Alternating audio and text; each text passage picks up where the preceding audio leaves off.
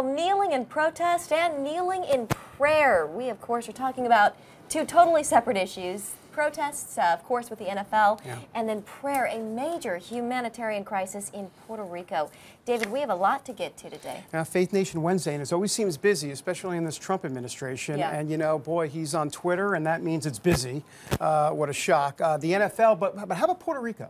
Oh. I mean, everybody's talking about the NFL. Can we talk about Puerto Rico? Humanitarian crisis, 100%. When you don't have electricity, you don't have fresh water, that equals a humanitarian crisis. And let's be honest, Jenna, if this was anywhere else in the United States, this would be Katrina-like. I don't think there's any question about it. But, you know, you're 3 million people on an island in the middle of the ocean, and all of a sudden it doesn't get as much of the attention as it should. But it's now starting to get the attention. We got to get the supplies there, and quickly. We'll have more on that in a moment. Yep, we're going to be talking about that. And also, we just had a graphic up. We're going to be talking about the NFL protests, the crisis in Puerto Rico, late-term abortion legislation. There is a push for some pro-life legislation. We're going to go live to Capitol Hill with Abigail Robertson. And then, have you heard about the Bible-banging, gun-slinging candidate down in Alabama? Well, he won last night. We're talking about Roy Moore, and we will be chatting about that. This was a big race, and there were a lot of people had a lot invested in this race. We'll just say that. That's for sure. We'll talk about that more later. Is Bible banging, is that hyphenated, by the way? I think so. Yeah, hyphenated. Okay. And banging is with an apostrophe, no G on the end of that. Like Lion Ted. Sorry. Oh, I went there. Exactly. All right, exactly. whatever. That's the idea. All right. Hello, Amber C. Strong. I'm here. Oh, there you are in the social seat. Is that officially the social seat? What is that? This is the social seat. I have it ingrained in the chair. It's like at the White House where it says CBN News. If you don't know this, at the White House it says every single outlet's name on a plate. So right here it's the social seat. With Amber Strong. You look great in it, I must say. Awesome. I'm glad to be here. What do you got going? Guys. We have a lot going on. So we know we're talking about what's happening with the President Trump and the NFL protest. So just take a look at the kind of the history of this. The first comments, well, not the first comments, but where it kind of just got thrust into the spotlight was Friday night at the Luther Strange rally in Alabama. So that's when the president first made his first comments. And then we counted it up this morning just to see, you know, how much the president has spoken about it. How many, Amber? How many? 24. So since Saturday, President Trump has tweeted or retweeted 24 different times on this controversy, whether it be respecting the flag or respecting the anthem, respecting our military or the protest, the NFL in general. So 24 tweets. He's passionate about this. It doesn't seem like a topic that is going to go away, at least from the president. I think he sees it as a cultural warrior issue. I mean, I don't think everybody says, "Oh, he's playing to his base," and yeah, of course he's playing to his base. I mean, that's politics. But I think it's more than that. I mean, I think he sees a culture slipping away. I think he sees a patriotism that he saw in the 1950s as a child. He doesn't see it as much today, and he's like, enough of this. Well, he would have a few words. Enough of this. You fill in the blank. But the point is that you know, I think he really is doing this cultural warrior shtick, and it's working with his base. The question is, will it work politically for him later on as well? We'll see. Yeah. So we talked about the 24 tweets, and we're gonna talk about a few of those tweets and dissect them one by one. So we have a few. This one was from the 23rd, where the president tweeted, "If a player wants the privilege of making millions of dollars in the NFL or other leagues, he should not be allowed to disrespect our great American flag or country, and should stand for the national anthem. If not, you're fired, find something else to do."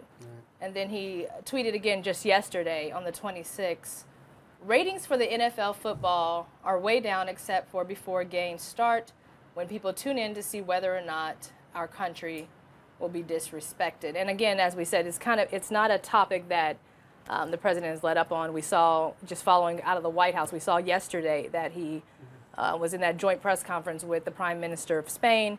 The topic was brought up, and he hasn't budged on where he stands on the issue. Yeah. So, well, we'll see. I mean, I know the NFL ticket. What is it? The NFL ticket? NFL Sunday ticket. NFL Sunday ticket? Yeah. They're offering refunds now, right? I mean, if you want a refund on your NFL ticket package, and boy, I tell you what, they don't do that. I mean, they normally don't do that, but they're doing it now. So we'll see. I mean, if people start refunding, if the ratings go down, you know, the proof is in the pudding. We'll see. But so far, I'm not convinced this is not a winning issue for him. In other words, it could very well be a winning issue for him, especially in the long run, as the momentum goes on. We'll see. And I think we've seen in the past, you know, this president has a real feel for instinct. He has a lot of instinct, and so you never know. I don't know. We'll see. Time will tell, I guess. Taking on the NFL. Yeah. All right. Thanks, Amber. Interesting. All right, Shawn Brown. Let's head to him. CBN News sports reporter down there in Virginia Beach. Shawn, always looking dapper. I should say. I tried to go with the pocket square today, Shawn, because I knew you were on. Hey, tell me a little bit about the NFL and what you're hearing. You talk to these players all the time. Yes. I mean, the census is, from some of the guys that I've talked to, really is, I think, what happened on Sunday. Of course, this stems all the way back to Colin Kaepernick and him first sitting and then taking a knee for the social injustices or social injustice in the country, and, of course, specifically police brutality. It was stemmed to that, and, of course, the president's comments where he said that, directed at the NFL players, said they called them SOBs. And in a direct response, I think collectively, they felt as though they needed to respond to that. And as you saw throughout all of Sunday's games and into Monday night's game, players either kneeling or standing, linked arms, owners, a lot of the front office decide to show solidarity and saying that, well, you know, while all the players before might not have kneeled or stood together, you know, it was a direct response to the president because of what they were called. I'm not sure that where every player, all 52 players on every team stand in terms of, you know, taking a knee to focus on the social injustice, but I do know that for most teams, standing together, it was a direct response into President Trump's comments. Yeah. Shawn, are there actual NFL rules on this? I think there are several rule books from what I gather. There are several rule books, but in the NFL handbook, I don't believe that it requires players to actually stand for the national anthem. I think before 2009, I think they didn't even really come out until after that. Then they started coming out. Every player began to stand. I think one rule book was like an officiating book, said that every player had to stand. It was mandatory. Every player had to stand with your helmet in your left hand or something like that. But I don't know that that is in the NFL handbook, and it's not being enforced. And as you've heard over the last few weeks, the ownership has said, and the league has said, we're not going to fine players if they choose to kneel during the national anthem. So I don't believe that in terms of the handbook, that rule exists. I'm sure many would argue that it probably should. But I haven't found that rule book actually exists. Now, something similar to that may exist in the actual officiating handbook, but that rule is not being enforced. That's my understanding. Well, right. It's not being enforced, and the owners are lockstep with the players on this, it seems like, overall. Hey, Shawn, let me ask you, how do you think this is going to play out going forward in the NFL exactly? I mean, do you think this has, I don't want to say legs necessarily, but I'm just wondering if this is going to kind of fade out, or you think this is going to be here for a while? What's your sense? You know, David, that's a good question. I don't know. I mean, of course, they showed solidarity this past weekend. You know, whether it's going to happen again, I'm sure everybody's going to be tuning in to figure out what's going to happen, you know, heading into Thursday nights and Sunday's games. That remains to be seen. I do know it definitely has legs. It might not be every member on every team, but you will probably still see protests at least until perhaps the president comes and addresses it. Or tries to come to some sort of middle ground where they're able to open up dialogue to talk about it specifically. But I will say this has become somewhat of a smokescreen because, again, the issue has been, and they have stated clearly, this is really an issue about police brutality and social injustices geared toward African Americans and minorities. And until that is addressed, it's hard to tell whether this is going to stop or when it's going to stop until we address the problem head on. And they have come out, these are gladiators. And so if this was about the flag and about the country, I believe they would tell you. But they have clearly stated this is not about that. This is about the social injustices. And again, heading into Sunday's game, they just wanted to show a united front to say, well, we're not going to resort to name calling. Whether it happens this Sunday or not, I'm not really sure. But I don't foresee it going away or the protesting dying away until the issue is dealt with head on. Yeah. All right, Shawn Brown, live for us in Virginia Beach. Shawn, always good to see you. Thank you. You too, Jenna. Thank you. Thanks, Shawn. Thanks, David. Right. You know, I think one statistic that that's not getting a lot of attention is just how much money actually the NFL takes from the American taxpayer. David, did you know this, that the average subsidy for NFL stadiums is $266 million? I did not know that, actually. Yeah. I mean, I knew there was some sort of federal involvement. Basically, the NFL has a relationship with the federal government, if you will, from a legal standpoint. I did not know that, though, at all. And I guarantee a lot of folks don't know that either. Well, I think it just plays into why so many Americans are so upset with the NFL. Right. Really, the ball is in the business's court to do something about this. It's really in their control. That's right. So, I've been noticing we're getting a lot of feedback. getting a lot of this. feedback. Amber, Amber, what what are people We are saying? getting a lot of feedback. I'm glad you actually addressed the taxes, Jenna, because someone did ask, are our taxes paying for this? But conversely, I've heard on the other side that there are a lot of NFL owners who are supporting politicians. So there's like money going both ways. Where's the money going? And if politicians are against it, maybe they shouldn't be taking the money from the NFL players.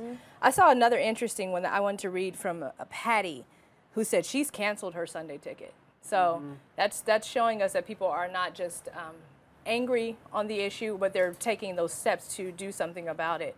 When it comes to the ratings, though, I was listening to Shawn say about the underlying issue. When it comes to the ratings, it's such a murky thing to look at, because we've talked about this a little bit. There were boycotts this summer going in from people wanting social justice and saying, do not watch the NFL. So there was a whole stream of boycotts before. Right. Then you've got injuries. You have people who are getting their sports in other places now, don't need to watch the game because I got the highlights here. That's good. Yeah. So there's a lot of, it'll be interesting to watch this whole ratings thing play out for the NFL. Well, I've got a problem with the NFL hypocrisy on all of this. You remember in August of 2016, the Dallas Cowboys, they want to put that decal on their helmet to honor the 5 fallen police officers in Dallas, and there was that controversial shooting there. The NFL said no, because we don't want politics to get involved in any sort of, issue regarding the NFL, and then here we are today. So, I mean, I think it's a bit disingenuous by the NFL, but that's a whole, once again, another layer of all of this. Yeah. And so It's a complicated issue. It really is, because you can take it in a lot of different directions. it is. Yeah, and we've actually had quite a few people weigh in. I bet we have.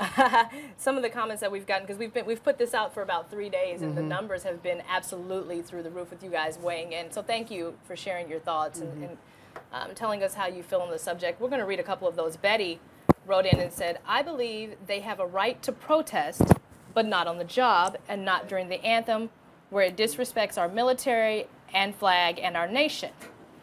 Then we have this one from Sunny, who says, I like the president. I voted for him. I know he is doing good things for the American people. However, the language he used against the NFL was terrible for anyone to use, especially the president of the United States. And you heard a little bit about that from Shawn, saying that some of the players were just angry. If you don't know the language, it was the president calling these players SOBs. Right. Oh, thank you. Thank you. I abbreviate it. Yeah, SOBs. And so there was anger about that. And so she's saying the language that he used is the problem. Then we have Dorothy, who's not really coming out in support of the president or in support of the NFL players, but saying instead of worrying about the NFL, there are more important things to focus on. You have Puerto Rico, Houston to be rebuilt, Florida, the islands, a lot of work to be done. Korea threatens war. Right. So. Yeah, I think a lot of people feel like Dorothy. I mean, David, it is a humanitarian crisis in Puerto Rico. Well, that's right, and exactly what Dorothy was saying. And so, look, we're sitting here talking about the NFL, and don't get me wrong, patriotism, NFL, big issue. But what is going on in Puerto Rico is, they would say, what would they say? Criminal, if you will. The Trump administration is taking some heat for this. And, I got to tell you, rightly so. Rightly so in the sense that, where was the response right away on this? Now, some of these supplies are starting to get to the island, but this has been going on about a week or so, Jenna. So this is an issue, clearly. And then there's the whole Jones Act. Right. And they decided not to, lessen that rule. So that's a whole other issue to bring up. Well, and the Jones Act, let's talk about that for a second. So in case people don't know, it basically prohibits foreign flagged vessels from picking up and delivering fuel between U.S. ports. In other words, if you're a foreign based vessel, you can't go to Puerto Rico, you got to come to the United States and then put it onto a United States vessel, and then go to Puerto Rico. It drives up the cost of everything, but more importantly on this Jones Act, it's not getting to the people in time. Right. There have been lawmakers who say, let's repeal the Jones Act for a year, let's do away with the Jones Act entirely, and the Trump administration, DHS, Department of Homeland Security, said, no, we're not going to do that. Yeah, So. the DHS said that that the ports in Puerto Rico were destroyed. But my question is, Yeah, say it. I mean, surely not every port was destroyed by Hurricane Maria. No, and they weren't. I mean, in other words, are the ports in rough shape? Yes. Are many of them closed? Yes. But in San Juan, they are operational to a degree. So I think that seems a bit of a cop-out excuse. They got to get rid of the Jones Act, at least from a repeal standpoint for Puerto Rico right now. So. Well, to talk about it is Ben Kennedy. He joins us now on set. I know. I'm sorry. I didn't mean to just magically appear. No, come on in, Ben. Good to see you, sir. So just got back from the White House, guys, but I think you really hit the nail on the head there. I mean, we're talking about 3.4 million U.S. citizens. It's been a week now since Hurricane Maria hit, and the damage is still being seen. So I want to break down with you guys to kind of put it into perspective. Let's talk about the numbers. Okay. So 95% of the island is without power. I mean, 95%, that's such a huge number. 4 out of 10 basically don't have any clean drinking water. So the help is needed really now more than ever.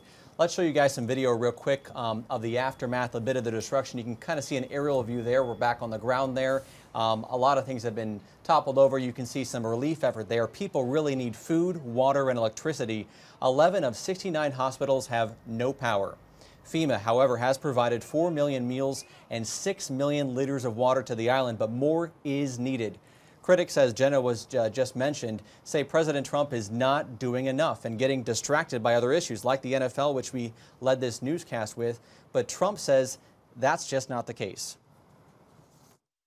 I wasn't preoccupied with the NFL. I was ashamed of what was taking place because to me that was a very important moment. I don't think you can disrespect our country, our flag, our national anthem. Was I preoccupied? Not at all. Not at all. I have plenty of time on my hands. All I do is work. Now, David and Jenna, the mayor of San Juan is begging for help. I watched an interview with her earlier on today, and she just said, look, we need it now more than ever. The governor of Puerto Rico, however, he's more optimistic. Take a listen to what he had to say today. We are grateful for the attention that Brock Long, the administrator, has pledged on Puerto Rico. We are grateful for the attention that the president himself has pledged on Puerto Rico. I really have been somewhat absent of social media, so I can only speak to what he has personally said to me, and I can guarantee to everybody that's listening, the president has called, has pledged his support, and we have an expectation of talking to him again today about the next path that will be taken. So the president is very much aware. We are confident that we will get the resources. So odds are you're hearing these local leaders thinking, well, what's the big problem? What's the holdup? Why isn't this island getting help? Well, that's the big challenge, is how to get help to the island. You can't drive from the U.S. to Puerto Rico, so you're looking at boat and air, and that takes time. And that's one of the big issues, is it's been really difficult getting the relief needed on the ground. Yeah, well, and the thing is, real quick, I mean, it takes time, but that's why they really should have started. They know. I mean, last time I checked, they kind of knew Puerto Rico was an island. In other words, they should have realized that right from the get-go, and I think they were caught. I think the administration was caught flat-footed on this. I really do. And we're a week out now. This didn't just happen yesterday. Right. Give me a break. Well, I think it's one of the challenges, and I've been covering hurricanes for 7+ years down in Florida.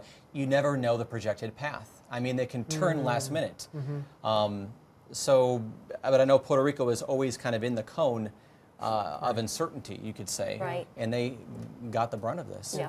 Well, Ben, the president, he's going to be in Indiana today, of course, laying out his tax reform plan. But I guess a lot of people are wondering, I know we are, does he have plans to go to Puerto Rico? Yes, and that's the good news. He will be there next Tuesday. The reason for the delay is he didn't want to be a distraction from the relief and the efforts to help the people on the ground. He said, look, next week might work out a little bit better, and he'll be there on Tuesday to get a firsthand look of what is going on the ground. He'll get to see the damage firsthand, and you never know what kind of impact that could have in getting more relief and more effort there. Oh, good. Ben, thank you so much for being here. Really, I mean that. Sincerely, you know that. Real quick, I wanted to give a shout out to CBN Operation Blessing. Please do that. Before we wrap up here. That's a great idea. They're on the ground right now. They're helping out with solar lights, food, and water, and those are really the big three that people need help with. Right. Yeah. And they're struggling with. So CBN Operation Blessing, don't mean to toot our own horn, but they're doing a fantastic job getting help to where it's needed. Right. Well, that's great. And I think if you would like to get involved with Operation Blessing, the website is ob.org. So I know that they're stretched thin right now with all of the disasters that we've had, but they could certainly use as much help as they could possibly get. That is a way to help. ob.org. That's where you can go. And also, the government of Puerto Rico has put out this whole long essential guide as to what they need. So if you go to the government of Puerto Rico's website, you can actually see exactly what they need and how you can get it there. So those are two ways to do that. Well, I know a lot of people are praying for Puerto Rico, and this is a desperate time, desperate situation. Amber, on social media as well. Oh, yes, it's streaming in as we speak. People are saying, you know, Puerto Rico is the concern. Puerto Rico is where our thoughts should be, where our prayers should be. I just got one that said, God bless Puerto Rico. This one was from Francis Catalano, who said, God help Puerto Rico to stay strong right now. We pray for you. And I think that sentiment, I can speak for all of us at this table and say that sentiment is here as well, that we're definitely praying for the people of Puerto Rico. Absolutely. All right. Well, we're going to be on top of this because, I mean, this is not going away. And I think just I don't want to say the worst is yet to come, but in a way the worst is yet to come. I mean, they've got to get the serious reconstruction, get that electrical grid. I don't know, Shoshana, do we have that picture? I remember the electrical grid. We don't have that picture. All right. Well, if you go to my Twitter feed, the Brody file, it's up there. You can see what Puerto Rico looked like before. Oh, with the lights on with and the lights off. Lights off and on, exactly. And it is, I mean, it's a dark. It's literally just the island has gone dark. Especially, obviously, at night with no lights, and it's a problem. And it could be 6 months. 6 months before those lights get turned back on. No. Unreal. Just one last thing real quick. Trump needs to be careful here. I mean, you don't want to come out and say, hey, look, I talked to the governor, I talked to the mayor, like he was saying, everything's great, everything's fine, we're working on it, it'll be fine, love the people in Puerto Rico, and just tie it in a bow. This is more than a tied in a bow situation in Puerto Rico, so anyhow. All right, well, we are going to take a quick little break here, just a few seconds actually, but when we come back, we're going to be talking about this pro-life push on Capitol Hill. We have a live report. Stay tuned. Can't wait. Israel and the Middle East, center of the world for thousands of years, Jerusalem Dateline brings a Christian perspective to events that literally change history. Contact us at the address on your screen. Okay. Well, that was a quick break. We're back. I didn't have time to put some more makeup on. Do you need? No, you don't know. You're fine on makeup. You're good. Okay, because I have some powder. I have some powder. Hey, this pro-life bill, banning abortions across the country at 20 weeks, kind of huge. Yeah, picking up traction too. A lot of traction. A lot of traction, and we've got someone covering it, don't we? We do. Thank you for setting it up. He tees it up, and I swing away. Swing away. Abigail Robertson is live on Capitol Hill, and Abigail, a lot of people, a lot of big names behind this measure. Oh yes, definitely. House Majority Leader Kevin McCarthy announced that the House is going to be voting on the Pain-Capable Unborn Child Protection Act next Tuesday. As you said, the bill would prevent abortions after 20 weeks or 5 months of pregnancy. And McCarthy was actually joined by a 5-year-old boy named Micah yesterday when he made the announcement. Micah was born at just 20 weeks, and he's now a healthy, happy little boy. So I actually sat down with McCarthy one-on-one after the announcement, so take a look at what he said. Why is it so important to you to bring this bill to the floor, and what is the significance of the 5-month limit? Well, what you find with 5 months is babies can feel pain. They have a heartbeat, their ears, their nose, their eyes. We found with Michael Pickering, he can survive. You can live at 20 weeks. And when you think about this, there's only 7 countries in the world that allow abortion after 20 weeks. America, you know who's in that company with? North Korea and China. We're better than that. That's not our morals. That's not our values. That's why it's so important to pass this, to protect those babies. Now, the House is expected to pass this next week, but the Senate is a different story. When the bill was first introduced in 2015, it passed the House and then stalled in the Senate, where 2 Republicans, one including Senator Susan Collins of Maine, did not vote for the bill, but 3 Democrats did. So I spoke to pro-life group leaders who said to get that needed Democrat support for the bill, they are targeting key battleground 2018 Senate seats, and they're already knocking on doors doors, educating people of where their senators stand on this issue. They're encouraging people that support this to call up their senators and tell them to vote for this bill. And I spoke with both Penny Nance and Marjorie Dannenfelser, who are presidents of two pro-life organizations who believe tactics like this will work because they say that public opinion is on their side on this issue. They say depending on who's doing the polls that they are seeing shows that 60 to 80% of Americans agree that abortions should not be allowed after 5 months of pregnancy. But it just shows that his accessibility to people of like mind.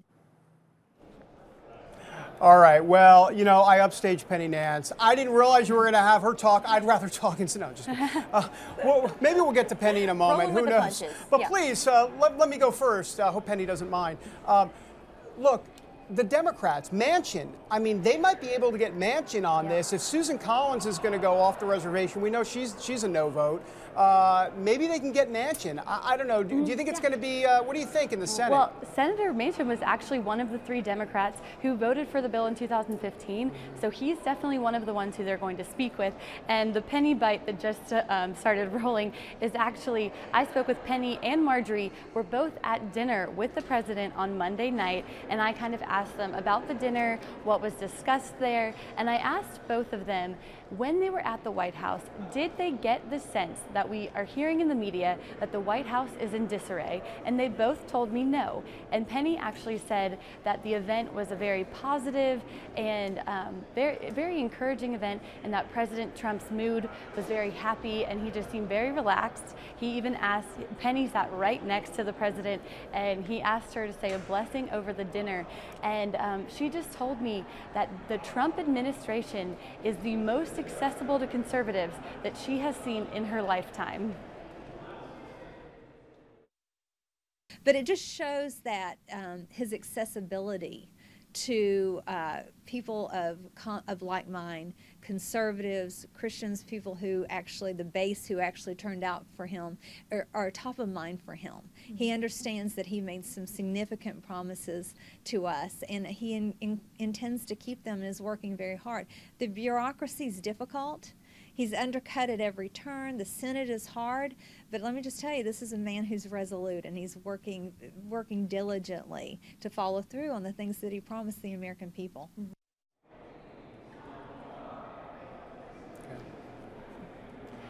And David, another big thing going on the Hill today and in the White House is the tax reform. They have just released the unified tax reform plan.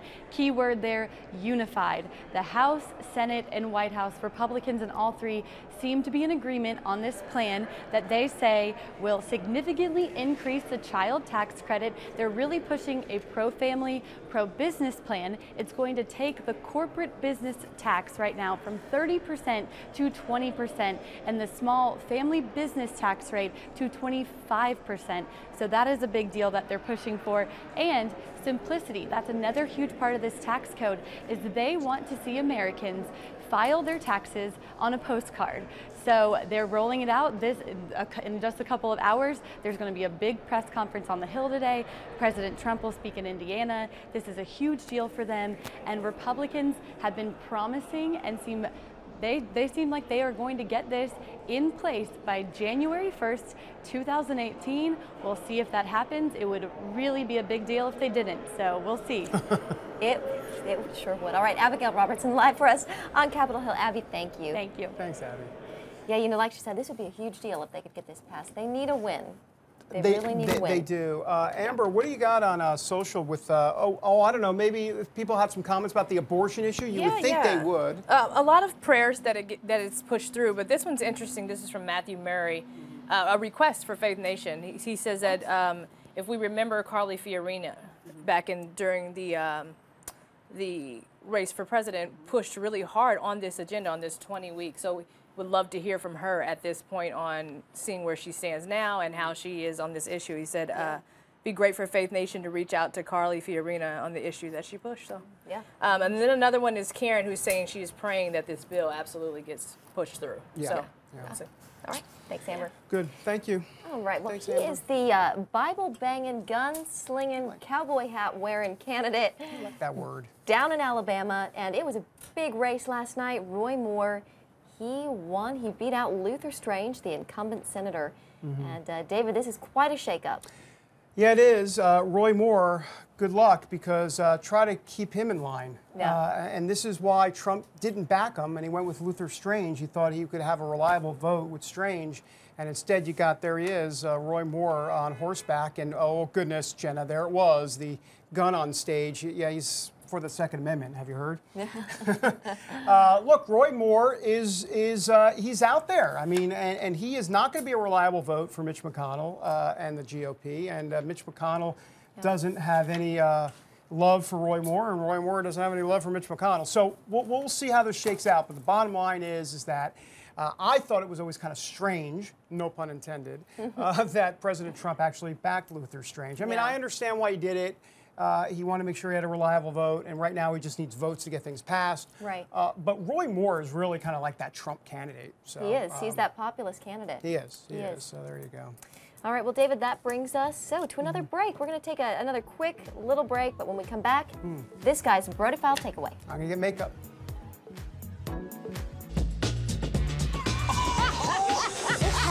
With all my stuff. Hey there! Make sure you check out my new uplifting Christian entertainment show, Studio 5. All right, Brody, it's that time of the show. What are you talking about this week in your Brody File takeaway? I could talk about so much, Jenna. I really could. I kind of wanted to talk about Puerto Rico. We did that. But let me just say one last thing about the NFL. Do you mind? Is that okay? Take it away. I'm asking for your approval. Is that a... Go for it. Go for it. All ears. Brody File takeaway is this. What are these NFL players exactly kneeling for? Racial injustice? Sure, there are some of them that are doing that. But I think ultimately this is a band of brothers that felt disrespected by the President of the United States and said, you're not going to tell us what to do. You're not going to tell us when we can kneel and when we can't. And Donald Trump has had a history of controversy in the race relations area, and I think that stoked things even more. You put it all together, and that's where we're at. But let me be clear on one very important thing. They do not have a First Amendment right in the private workplace to do what they're doing. Let's just be clear about that. The First Amendment, go to a street corner, do whatever you need to do, but an employer can actually fire you for what they're doing. Now, the owners aren't going to do it, but they can be fired for something like that. So really, if you think about it, it's on the owners, which is what Trump's been saying all along, to step up and fire these players. And of course, the owners aren't going to do that. But when you hear that they have a First Amendment right to do this, not in the private workplace, they don't. And that is something just to keep in mind. So you have the facts straight on that. Yeah. So anyhow. Well, the ball is in the NFL's court. It is, and I don't think this is going away. I really it's don't. not. No, it's not. It's not. Yeah. So there you go. So many people have so many different viewpoints on it, and like you said, kneeling for different reasons. All right, well, that is, I think, all we have. Amber, do you have anything else? Lots of good comments this week. Lots of people weighing in, people really being engaged, and I love it when we see you guys not only being engaged with us, because of course we want to hear it, but being engaged with each other and having those conversations. So keep them coming. Keep those emails coming. Let us know your thoughts on the topics. Follow us throughout the week, and we'll get them live here on the air. Very nice. All very right. nice. I'll be honest with you. Can I just tell you something? This was down, and I don't know how long this was down, and now it's back up. Game changer. How does the Pocket Square make the show every week? That's what I want to know. I love the folks that watch go. Faith Nation, but next time, do me a favor. If this goes down, can you let me know? Yeah. Because I'm checking.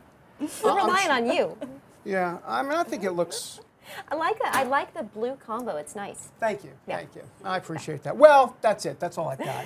That's all we have. Everybody, thank you so much for joining us this week. Of course, we'll be back here next Wednesday, 12:30 p.m. Eastern Time, talking about the day's latest news and politics and faith. I think Trump's going to tweet by then. 24 times, Great maybe. prediction.